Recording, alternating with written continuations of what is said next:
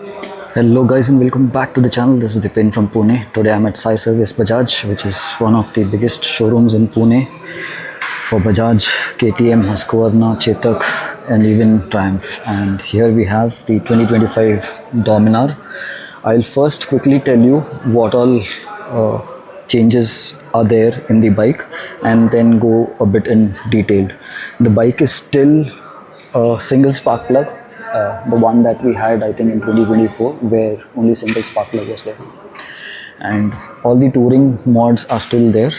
The crash guard is there, knuckle guard is there, touring visor is there, top rack is there. You can even purchase the saddle stays.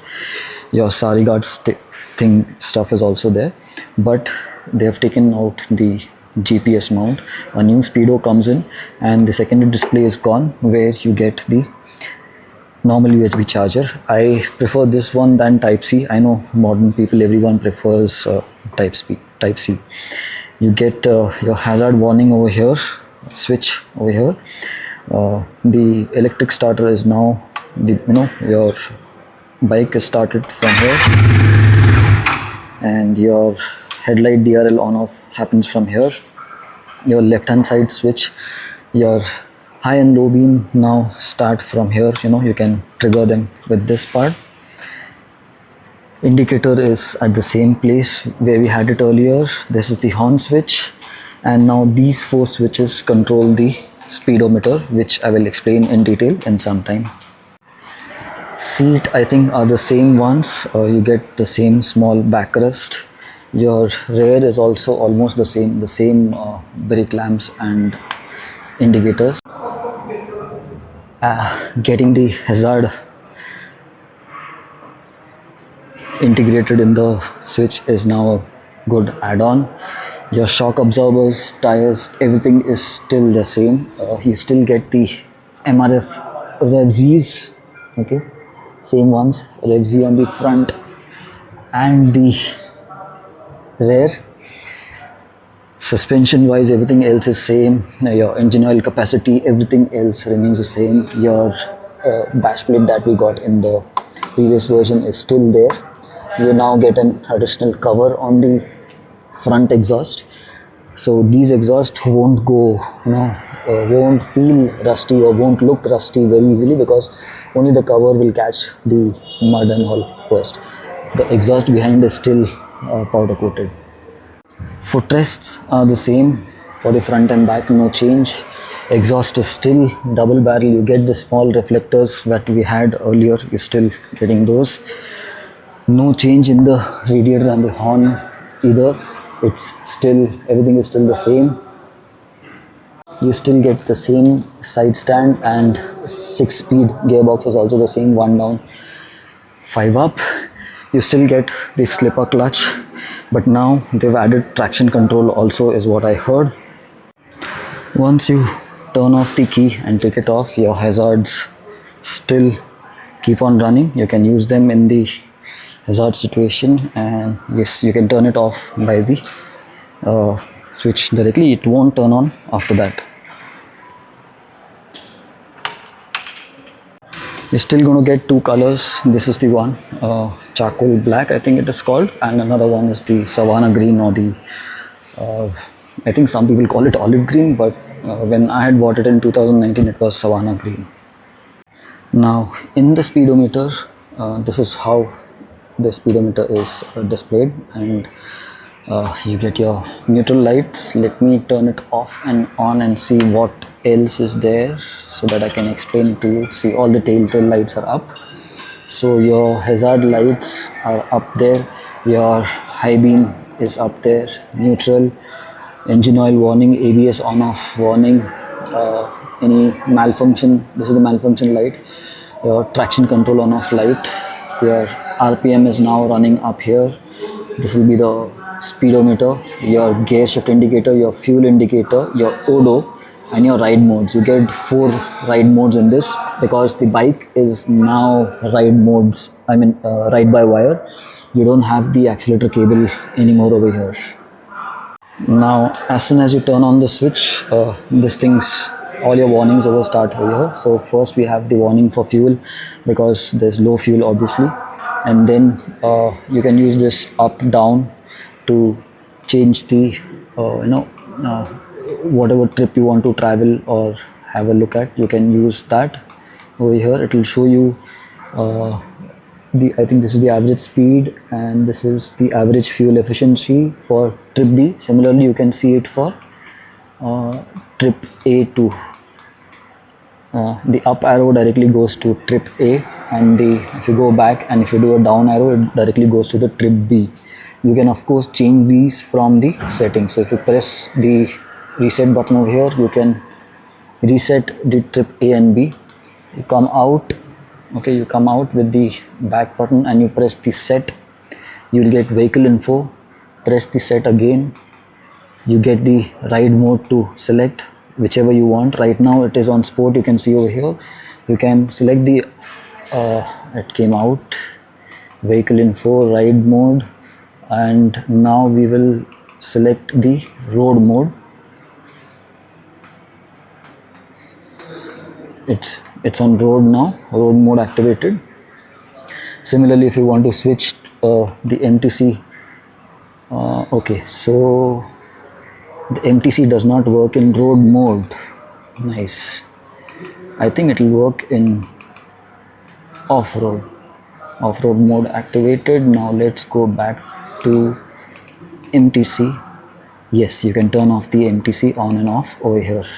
And here you press it, keep pressed. It says keep pressed. Release and traction control activated. Of course, I'm not going to test this right now. We still don't have what all warnings are there, you can see here. So we don't have a test drive vehicle as yet. This is just a display vehicle that has come at Sai Service. After that, vehicle info, you saw all the three things. If you come down, you get connectivity for Bluetooth and listening to music and all. Then your trip and bike info, whatever you want to see, you can check here.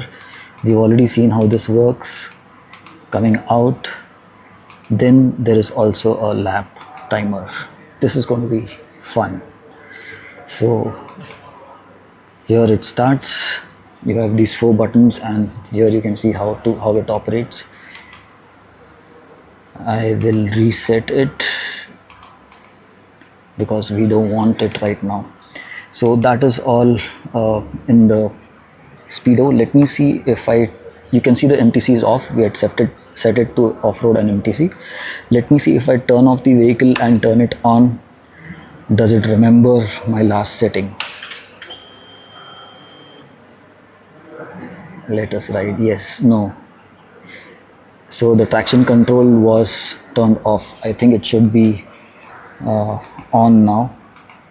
I mean, it should be off. Manual traction control is on, and if you press it again, then it will get turned off. That is how you turn on and off the traction control. The MTC stays off even in sport mode. You can see I have put in the sport mode right now. Let me see if I move to the rain mode, does it stay on? Yes, as soon as I turn on the rain mode, MTC turns off. As far as exhaust note is concerned, that also remains the same. I don't see any change. It's still the same. You do get 5-step adjustable brake lever. I'm not sure if it was there on the previous version. I don't think so, but it is there. Even the clutch side is 5-step adjustable now. You should be able to install these brake and clutch lever on the previous version, but I don't think so you can install the switch gear on the previous version of Dominars. Even the speedometer, I don't think so you can install, because this will all be connected to your ECU, your wiring harness, which in turn will be ride by wire and all will in turn be connected to your revised hardware, that is your revised throttle body. So I don't think so you can change all this in your previous version Dominars. This I think you may be able to install in your previous version Dominar, but if you install this, your secondary display, which is currently there from 2017 to 2023 Dominar, you'll have to remove the secondary display, and which it will constantly give you ECU communication error on the dashboard if you disconnect the secondary display from your previous one and install this new USB. Wrist, visor, knuckle guards, crash guards, top rack, the belly. You know, we people have already tried fitting on the previous versions, and yes, you can install those other things. I'm sure the overall ride quality also hasn't changed. It's the it would remain the same stable Dominar that we have already been having since 2017, and even the engine performance must have not changed, except for ride by wire, where I've seen you know having ride by fire, I feel that the throttle response is a little slower compared to your traditional cable wires. This is what I'd observed in the other vehicles.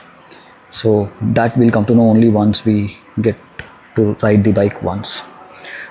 I think I've tried to cover everything else. If I've missed, let me know your questions and I'll answer them at the earliest. Else, don't forget to share this video with your friends and interested, family members. If anyone would be interested in purchasing or who own a Dominar and would like to know what is the latest version. We were expecting the latest LC4C engine that we saw in the KTMs, but that hasn't been carried forward to this one. So that is kind of a big disappointment. But again, this engine is also a proven one, so I would say why spoil it. With that said, I'll end the vlog here. Like, share, subscribe, and see you in a new one very soon. Go on like this, so don't you think you got me up? Yeah.